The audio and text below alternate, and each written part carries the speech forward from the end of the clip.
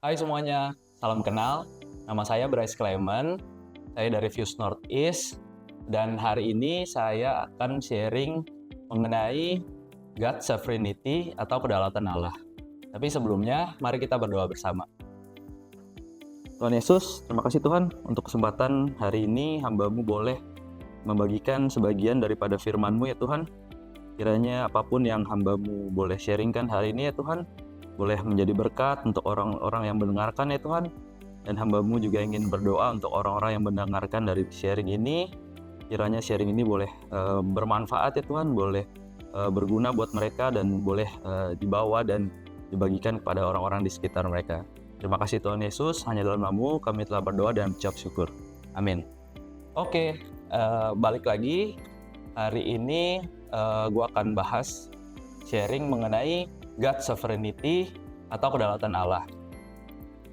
Sebelum kita mulai sharing hari ini, saya ingin remind sedikit mengenai topik Fuse tahun ini, yaitu Appointed for Impact, yang berarti kita diutus untuk berdampak kepada orang-orang di sekitar kita.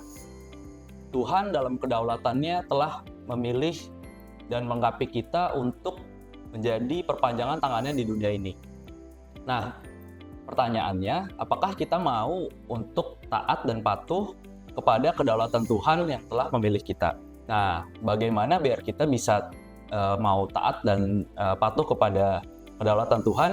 Yang pertama, kita harus terlebih dahulu mengetahui apa itu kedaulatan Tuhan atau God Sovereignty.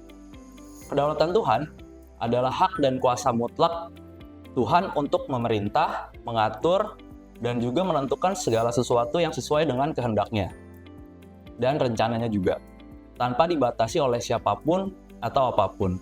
Jadi inilah kedaulatan Tuhan yang perlu kita tahu, dan ada juga 3 bukti dari kedaulatan Tuhan.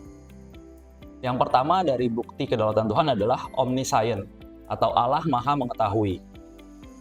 Sebelumnya mari kita baca di Yeremia 1 ayat 5. Sebelum aku membentuk engkau dalam rahim ibumu, aku telah mengenal engkau. Sebelum engkau lahir, aku telah menguduskan engkau dan menetapkan engkau menjadi nabi bagi bangsa-bangsa.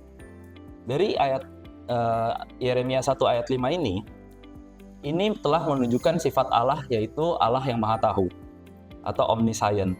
Nah, rencana Tuhan atas hidup kita bukanlah karena keadaan hidup kita sekarang, tapi karena Tuhan sudah merencanakannya bahkan dari sebelum kita dilahirkan.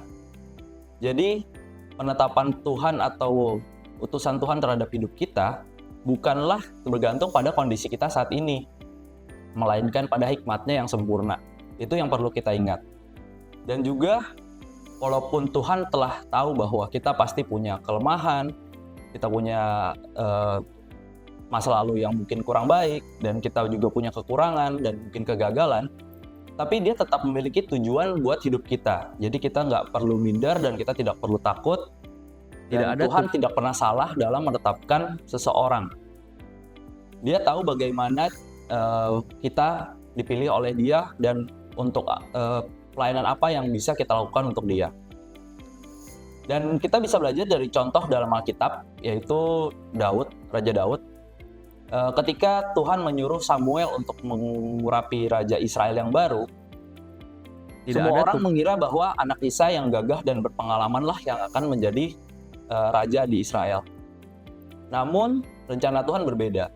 Tuhan justru memilih Daud, anak bungsu Isai yang bahkan tidak dianggap dan hanya dianggap sebagai penggembala domba.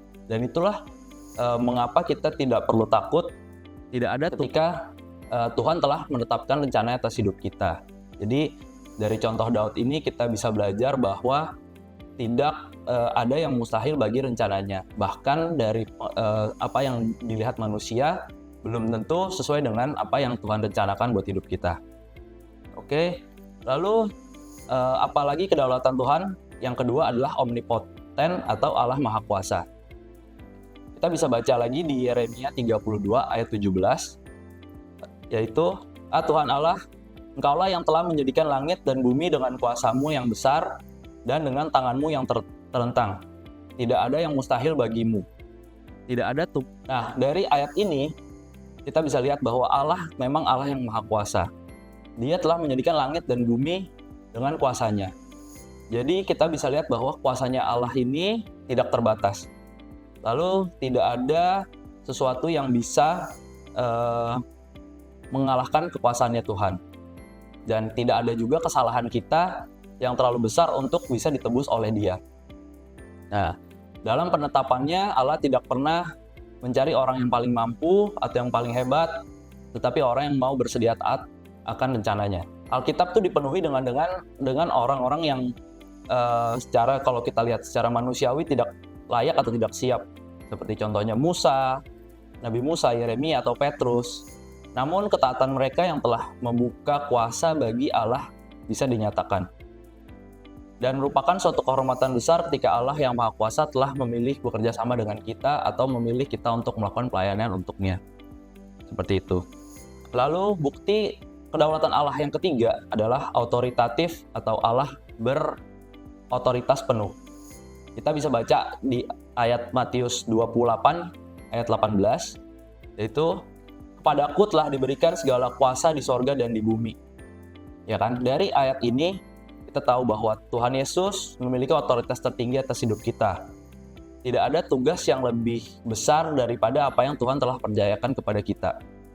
Setiap orang percaya pasti memiliki visi yang sama, dan walaupun kita memiliki tidak ada mungkin pelayanan yang berbeda dan pelaksanaan berbeda-beda setiap orang yang Tuhan rencanakan dalam hidupnya, tapi Tuhan tidak pernah salah menempatkan kita di mana posisi kita sekarang. Jadi ketika kita sesuai dengan agenda Tuhan dan kita menjalankan panggilannya dalam hidup kita, kita perlu ingat bahwa Tuhan telah mempersiapkan semuanya itu, dan dengan kekuasaannya Allah, kita pasti selalu dilindungi dan disertai dengan Dia.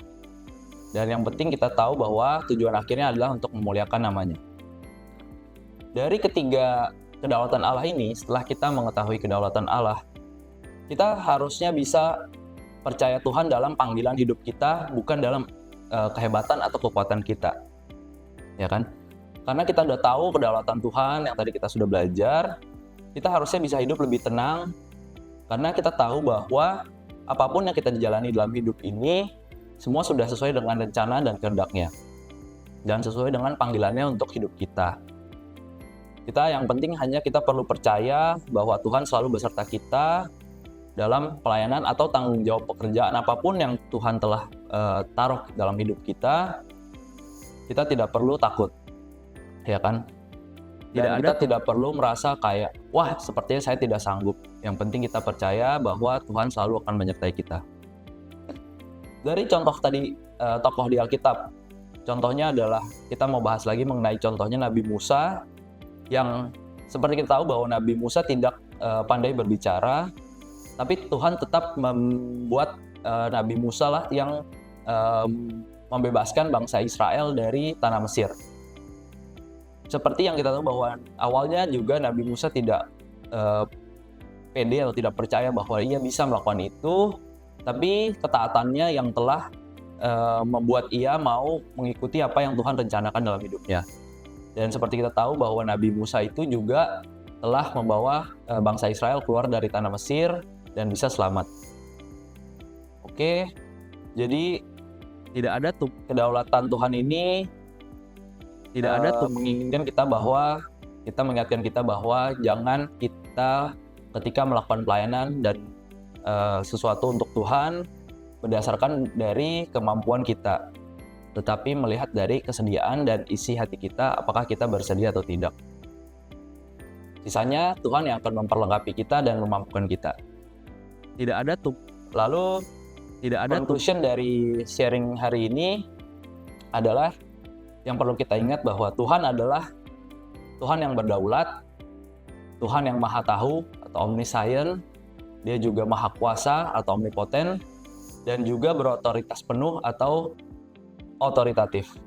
Nah, ketika kita tahu bahwa kedaulatan Tuhan ini, seharusnya kita bisa hidup lebih tenang, karena kita tahu Dialah yang memimpin dan memperlengkapi dan menyertai kita dalam segala musim dalam hidup kita.